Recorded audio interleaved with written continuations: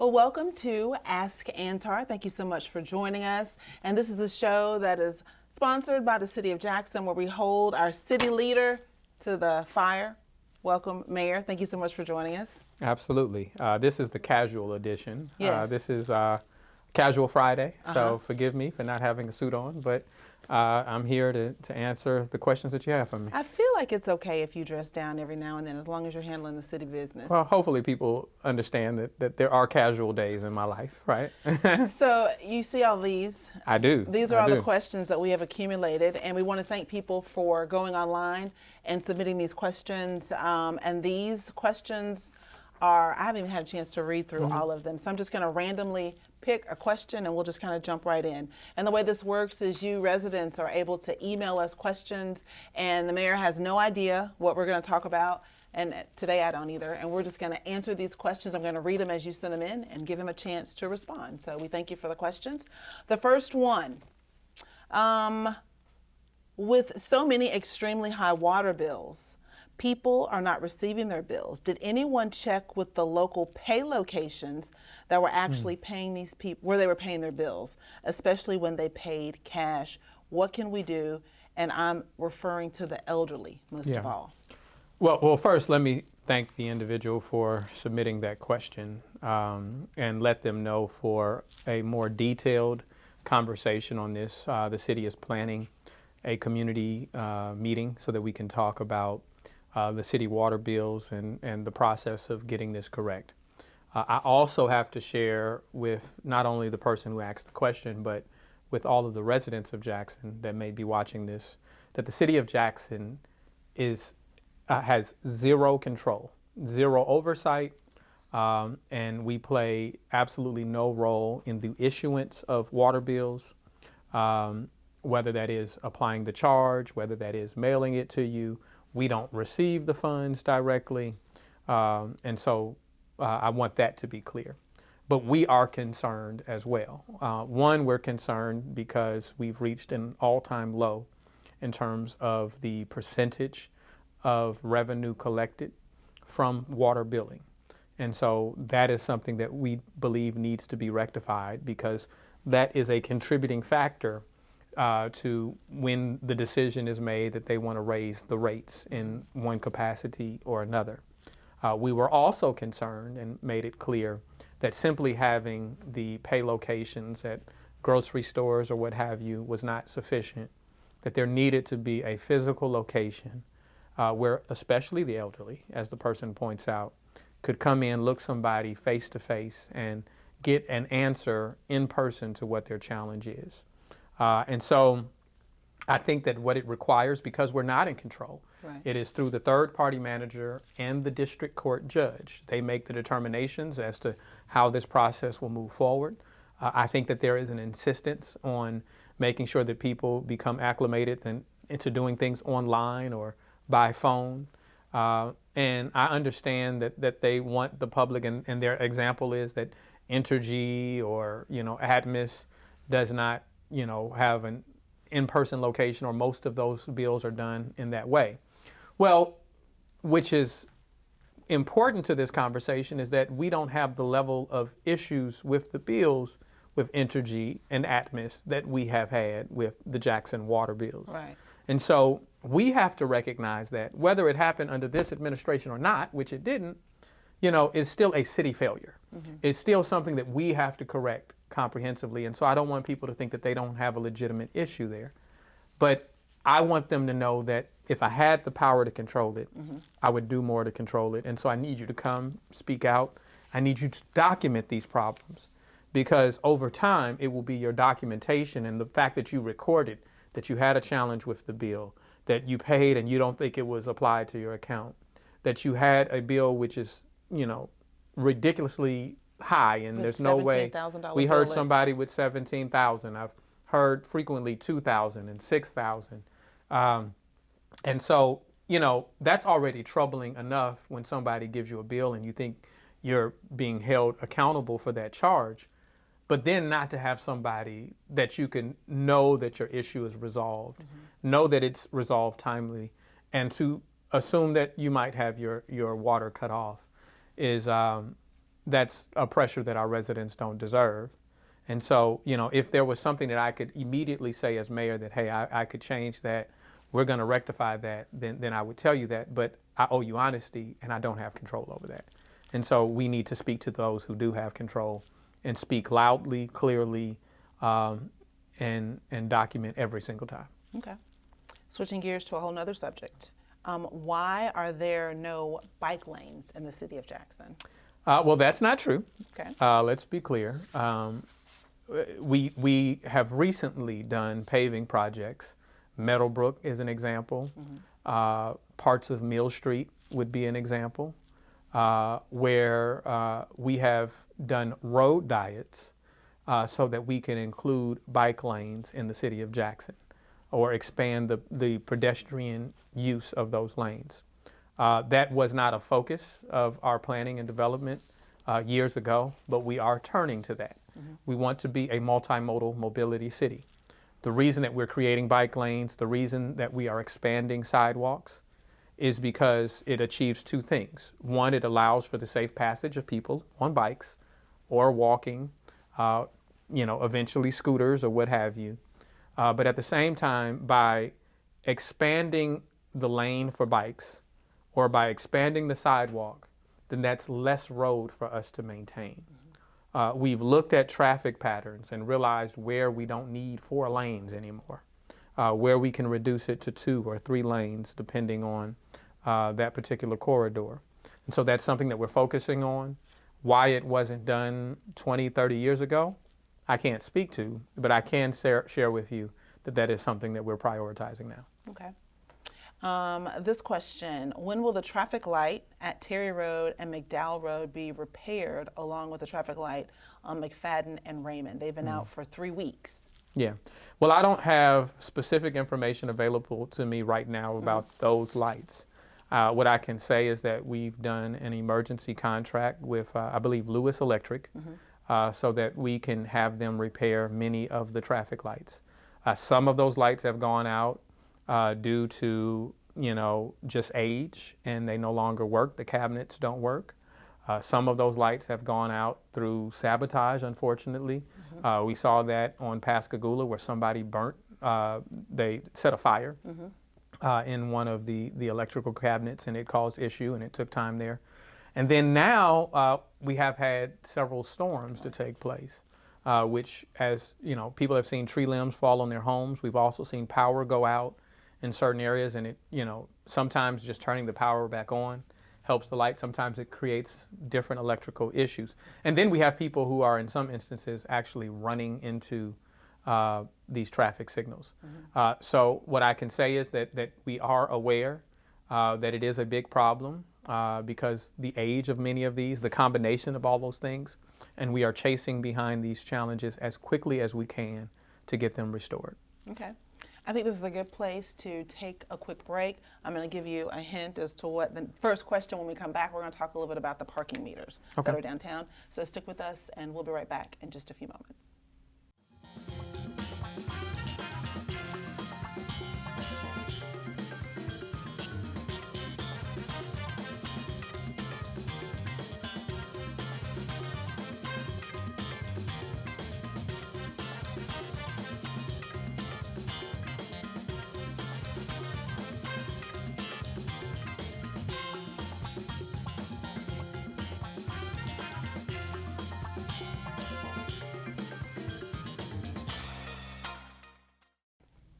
Well, welcome back.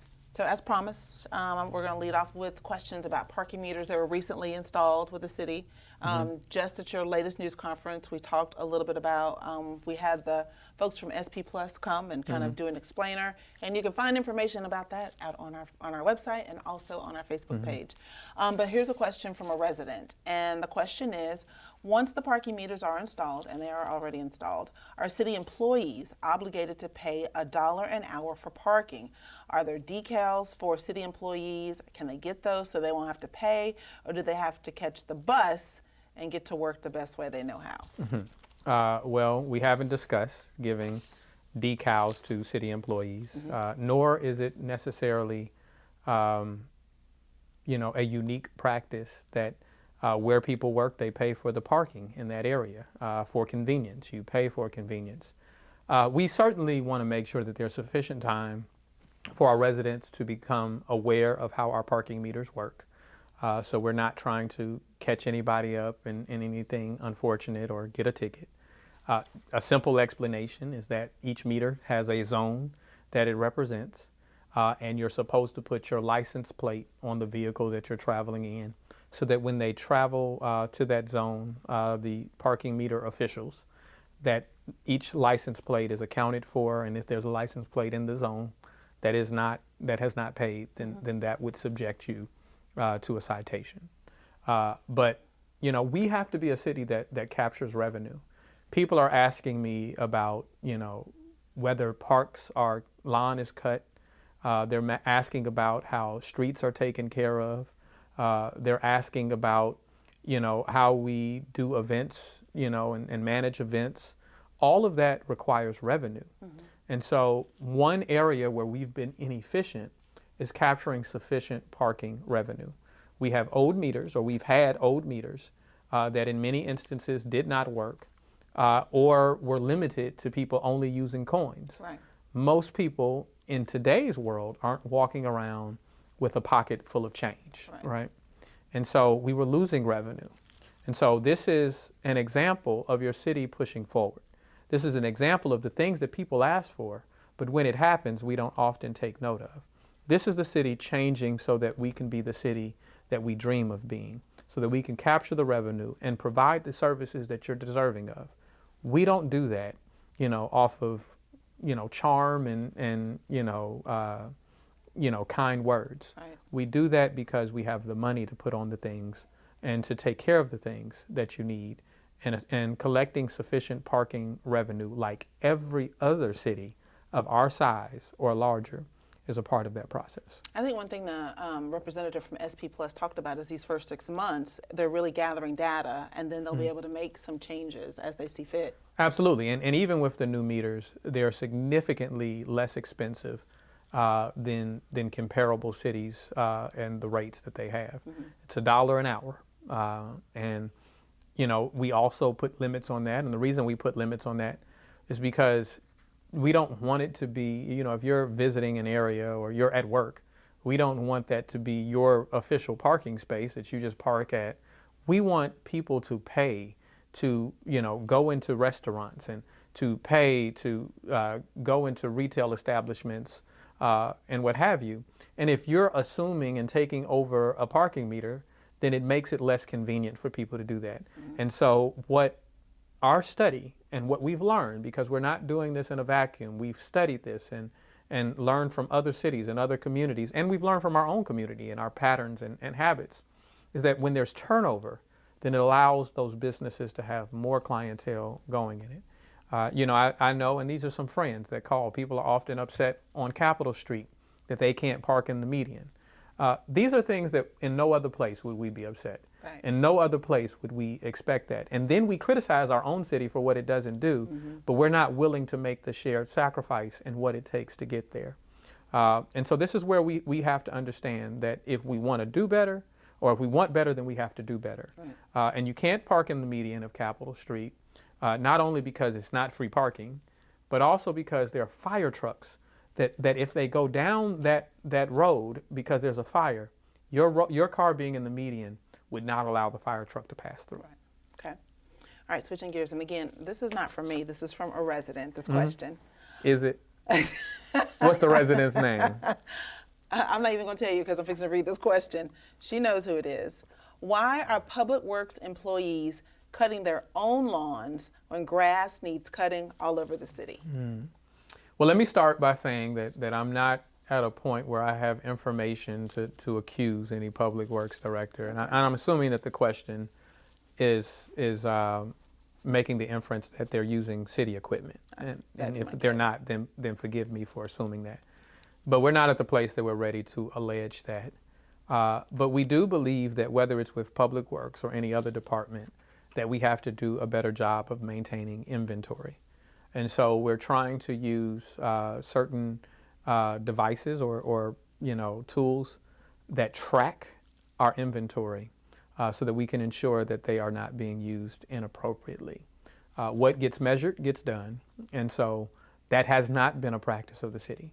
These are the many, many, many things that are culture changes within the city that take some time to put forward. But we are aware of the need to keep a better inventory of all of our equipment, and our public works department and those that do lawn maintenance is a part of that effort. Okay. Here's a question about road paving. I heard the city did not move quick enough to get paving started by the summer using bond money. Is this true? It is absolutely not true. That we, in fact, started early on our paving season, doing as much as we could at the end of last year. Okay. Around the end of the year, holiday season, is when the asphalt companies shut down.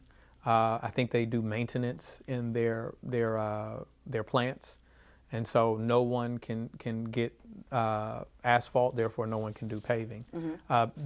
First of all, this is the season that the work is going on. There are several projects that are on target that will be moving forward as scheduled. So I don't know who gave that person that information. Okay. Sometimes people profit from confusion, and they gave you some confusion because it's not true. Okay.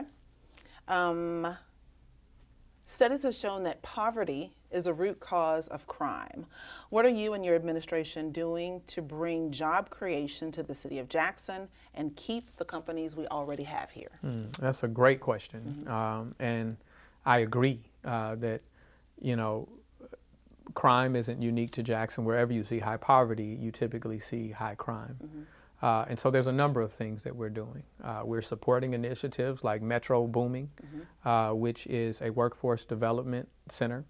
We're working with other businesses to ensure that they understand the important role that they play with the city of Jackson. We're trying to create a business incubator in Union Station that looks at cooperative business so that we can start filling roles for ourselves as a city and ensure that there's opportunity for residents. We're doing career fairs so that people can understand their opportunities within the city of Jackson. We're fighting, and I don't want to go into this and seem like we're going to an oldie but goodie, but we're fighting that the equity in the contracts we issue look at the wages in which they pay people, right? That was a recent fight that we had because we wanted to ensure that not only the wages people made, but the percentage of people who were temp versus employed was a centerpiece of what we were fighting for, because we know that when people are working, then it not only changes their quality of life, it also changes the overall continuity of how we function as a city. Great answer. All right, that's a good place to take a break. All right. Stick with us. We'll be right back.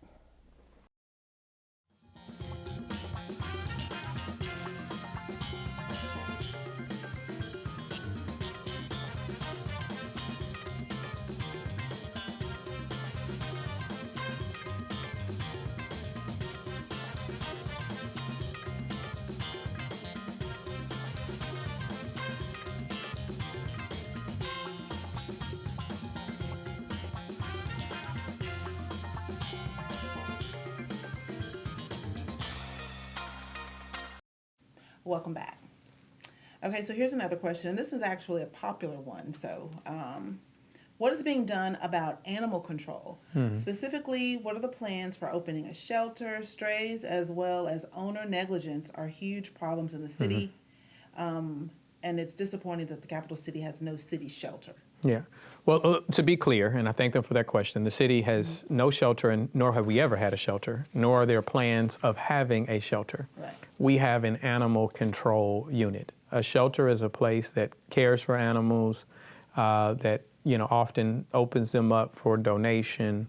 That's a totally different process, and that's not the business the city of Jackson is in.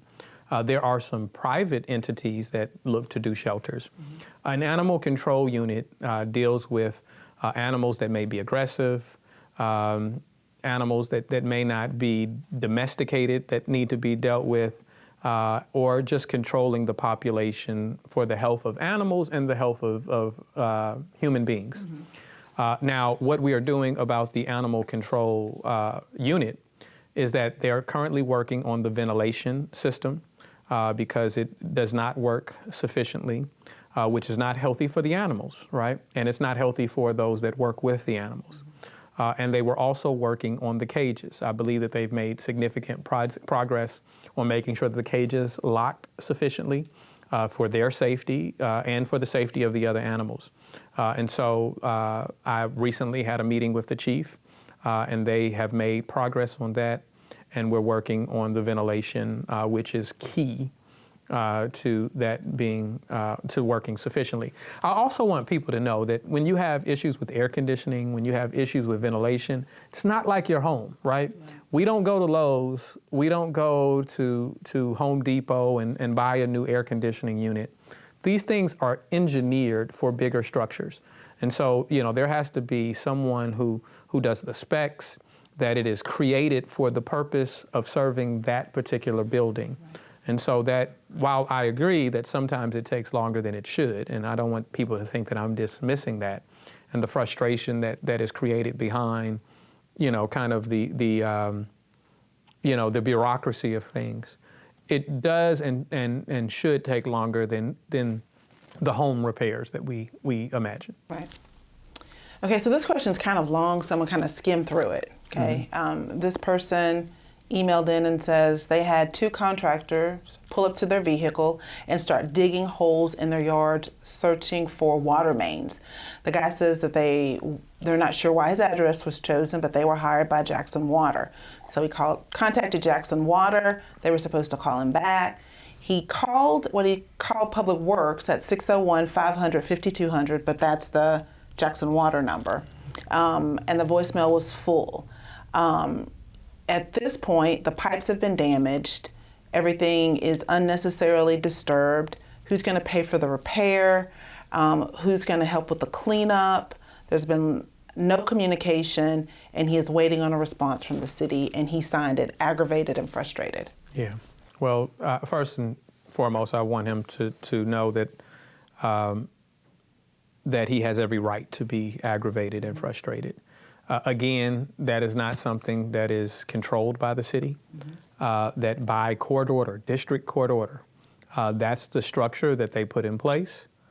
And we're getting a number of complaints. In fact, I want everybody to be aware that I don't see these questions. Right. I'm not staging these questions. I'm not asking for these questions to take place. Whoever this person is, you know who you are, the community knows who you are. You can share with people that I didn't tell you to write in on that. But I would encourage you, 1, to come to our community meeting, which will be posted very soon. And 2, that we document your trouble so that the district court, I would encourage you to write the court so that these things they're made aware and that we can reset. We're not trying to be an irritant to the court. We're not trying to aggravate them. We're not trying to aggravate or create a bad narrative of Jackson Water. We are trying to piece people with the solutions that address their challenges. And simply, you know, acting as if they don't exist, 1, or not giving an appropriate mechanism for people to communicate is insufficient, right? And we're not willing to just let that go now. We fought far too hard in order to get money to fix this system. And so we're going to keep fighting until everything is in place as it should be. To the question of who's responsible for it, well, it would be either that contractor or it would be Jackson Water ultimately that has to pay for the repairs. Okay. This is going to require you to step out of your mayor role and maybe put your attorney hat on briefly. I don't want to be accused of giving somebody legal advice. This is not a bad question. I have a family member who has a misdemeanor on his record. He's applied for several jobs but can't get an opportunity due to the misdemeanor. Are there any programs or employers who are actively hiring or will hire somebody with a misdemeanor? Yeah. Well, first, I will say that if you have a misdemeanor, depending on the time frame in which you got that charge, then that can be expunged. And I would encourage you to get it expunged so that it no longer becomes an impediment. There are, now felonies are, certain categories, and most felonies are not expungible in the state of Mississippi unless it was, a non-adjudicated offense, which makes it expungible on the front end, meaning that after you serve your probation, then you can get it expunged. But I would encourage you to reach out to groups like the ACLU for support in getting those charges expunged. And I don't know what area of work you're trying to go into, but I do want to let you know that we've banned the box in the city of Jackson. And so I want to let you know that we have jobs. It may not be your area of work, I'm not certain, but I would encourage you to go on the city's website and apply for a job.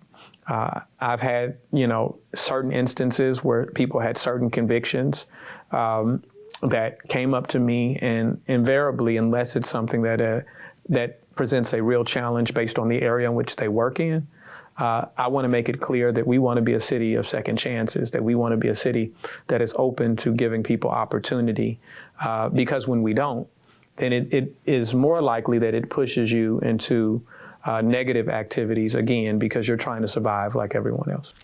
The last question, I am just not going to pull from this paper, but we had a significant announcement about a huge festival that was coming here.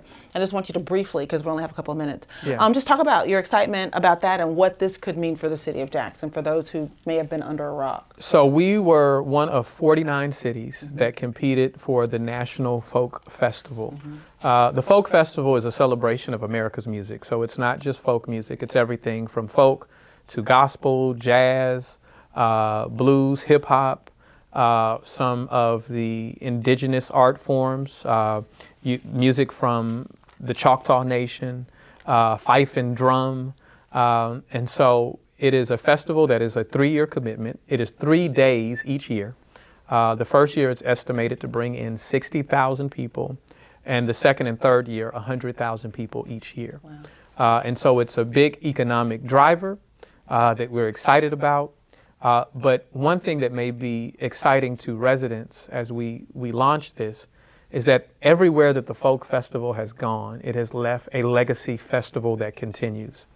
And so we want that to take place in the city of Jackson. I want to thank, the many private and public donors that helped make this happen. The city of Pearl, the city of Flowood, the city of Canton, the city of Vicksburg that have supported this. Yeah, I hear you on that, right? We're grateful to them, our banks. So many of our community partners have made this happen. And the legacy event that we want to be able to reestablish, whether it goes by this name or not, so many residents have asked me about Jubilee Jam. So when you think of this, think about our opportunity to do Jubilee Jam 2.0. I love it. All right. Well, I think that's a great place to stop. In fact, we are all out of time. Thank you so much for joining us. Again, as you can see, I'm printing up these questions. So if you have questions, just go to the city's website. It's www.jacksonms.gov. And click on the Ask Antar link, and you can send your questions in. You can also send them to us on our Facebook or our social media pages. We will print them up, and you may hear your question on the next episode of Ask Antar. In the meantime, thank you so much for joining us, and see you later. See you next time. Thank you.